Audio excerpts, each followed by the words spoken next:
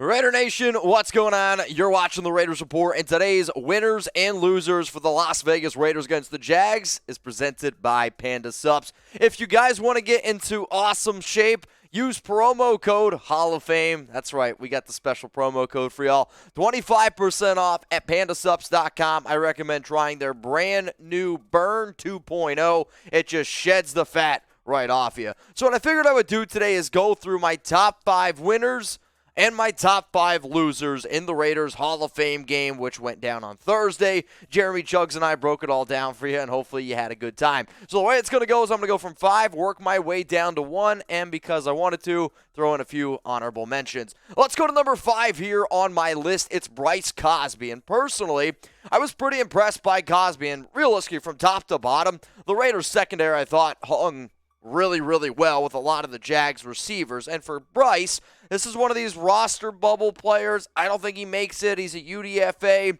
but he was targeted 4 times, gave up 2 catches, gave up 30 yards, and had a pass breakup. He was matching up, though, against some better receivers, and personally, this is just one of these dudes who he was going to try to figure out a way to make the practice squad. Coming in here, though, at number 4, I'm going to go Malcolm Koonce. I went back and I watched the tape, and I was gladly impressed of how much bend Koonce was getting on the outside. And the fact that, really, when you think about no Max Crosby, no Chandler Jones in this one, no Cleveland Ferrell, Gary Green was getting a lot of hype, but to me, Koonce just looked better. He looked more athletic. 1 tackle, 1 PBU, 3 pressures. He didn't have a sack, but the fact that he was able to pressure the quarterback 3 times, I had a little bit of a panic attack when I saw the Raiders lost Kyler Fackrell, who I thought was going to be a good outside linebacker behind Jones, behind Crosby. So I think Koonce could actually fill in that role a little bit. So for that reason, he was a winner. We got a few more coming up here, but remember, hit that subscribe button right now. Non-stop Raiders videos all year long. We don't take days off. Why? Because we got that commitment to the excellence. And if you want some free videos, hit that subscribe button. Let's go to number 3 here on my list for a winner, Patrick Graham. This defense was impressive. Is it a preseason game? Yes. Did Trevor Lawrence, Travis Etienne, a lot of the starters play for Jacksonville? No, they didn't. But you know what? Our defense went out there and they ran a whole bunch of just different schemes.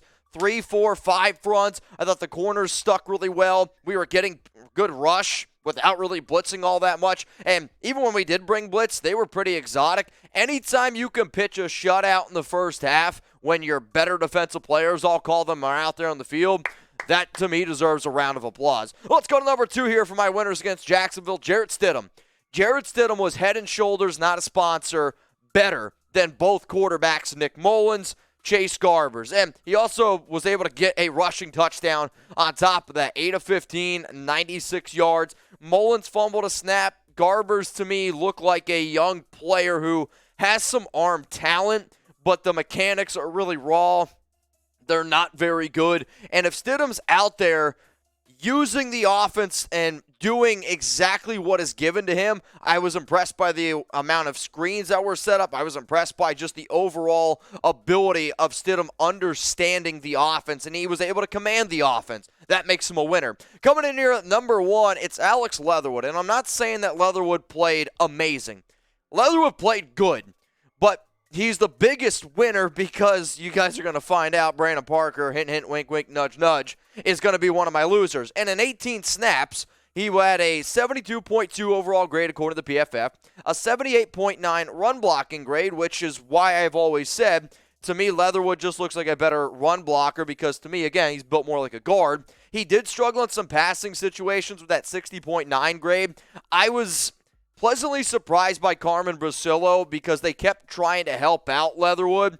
And the 2 times that I watched that he was given one-on-one assignments, he did get beat, which definitely makes me a little bit nervous. But when you look at the entire game, I believe Alex Leatherwood is the biggest winner because he's a starting right tackle because you can't put Brandon Parker out there. Let's go to some honorable mentions. I thought Lester Cotton looked good. That whole right side of the line, the Raiders were running the football there. The holes that they were opening up, man, it was like Moses just parting the Red Sea. Zamir White looked good, 11 carries, 52. Josh Jacobs, I thought, looked good, 5 carries, 30 yards, 2 catches, 14. Austin Walter, he had himself a nice little touchdown also. He's not a Raiders report guy. He's a running back. And then Darius Phillips, corner, he got some opportunities. He was working. Raiders running back. There we go.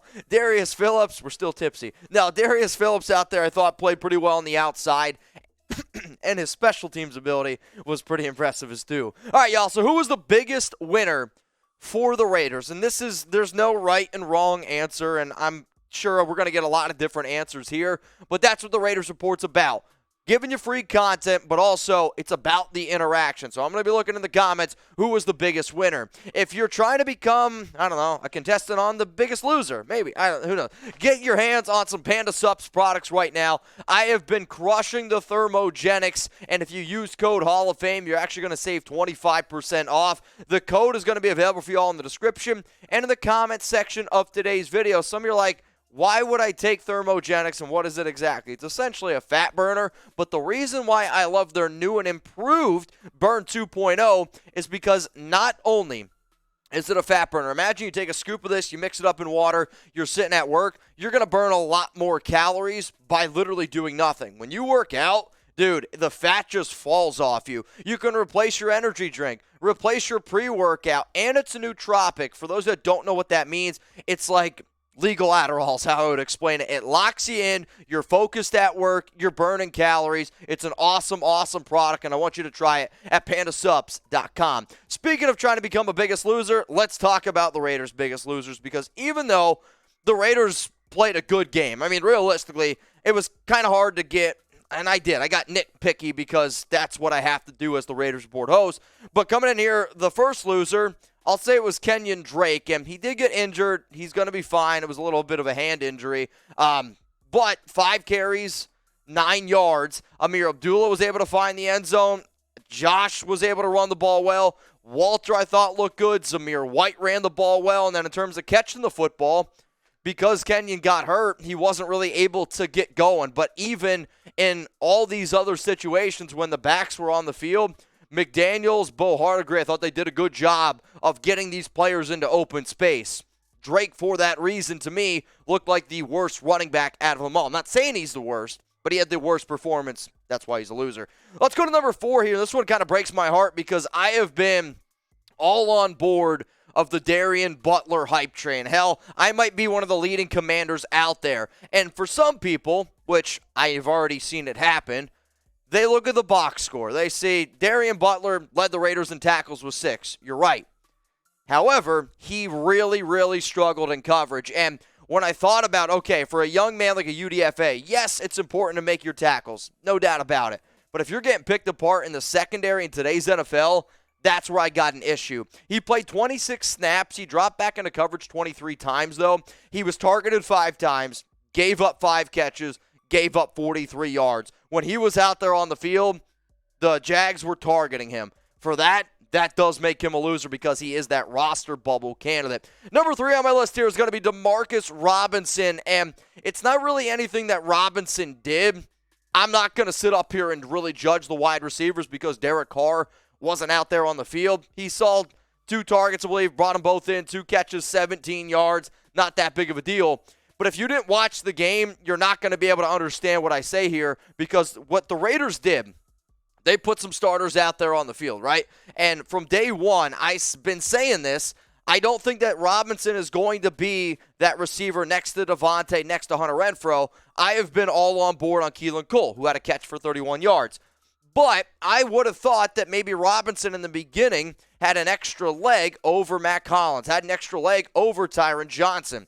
That doesn't really seem to be the case because the first 3 wide receivers that trotted out there on the field were Keelan Cole, were Matt Collins, and then it was Tyron Johnson, not Demarcus Robinson. And sounds like he would be the 6th guy right now on that depth chart. Now, we had a hell of a time last night on the Raiders Report, and I appreciate everyone that came across our video, or what was it, Thursday night? Yeah, Thursday night. We were wild. We went crazy. We partied it up. Shout out to everyone that came on and drank a beer with me. If you didn't know what I'm talking about, I had people follow me on Instagram. I had people give me FaceTime calls, and we were chugging beers with the nation. It was a good time. Also, you can get your information from me as well on IG. I post news and rumors, not just chugging beers. I'm not chugging Jimmy 69. Let's go to number 2 here. It's Nick Mullens, and he was bad. Like, if you look at the numbers, it was 8 of 11, 72 yards. So you're like, all right, Mitch, well, that doesn't seem all that bad.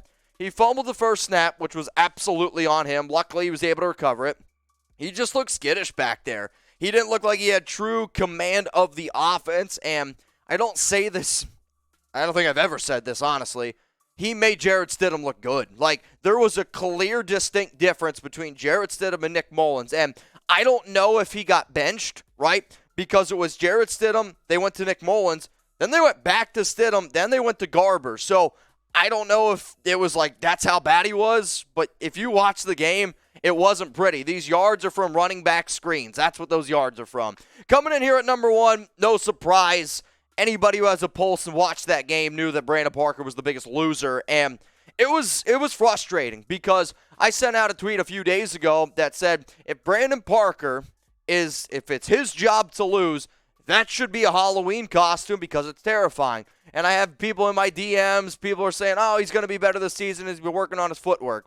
Okay, well, you saw what that happened to do. Now, these numbers are per PFF. He played in 16 snaps, gave up 2 sacks, gave up a quarterback hit, and was pressured 3 times. I mean, you're telling me 6 out of the 16 snaps, the quarterback was either hit, pressured, or on the ground. That is unbelievably bad. Parker has no business being on the field as far as I'm concerned right now. So let me know. The biggest Raiders loser, I anticipate most people are probably going to type Brandon Parker.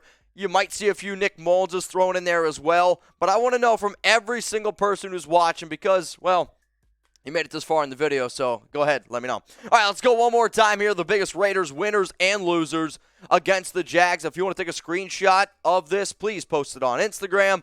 Please post it on Twitter. Make sure you share it because when you guys share all this stuff, it continues to help the show grow. All right, we do have one more thing that I wanted to get to because it got a little crazy last night, and we did get a few super thanks. So Tom Davis, I want to say thank you. He said, thanks. Keep it going, and thanks for the info. Raiders!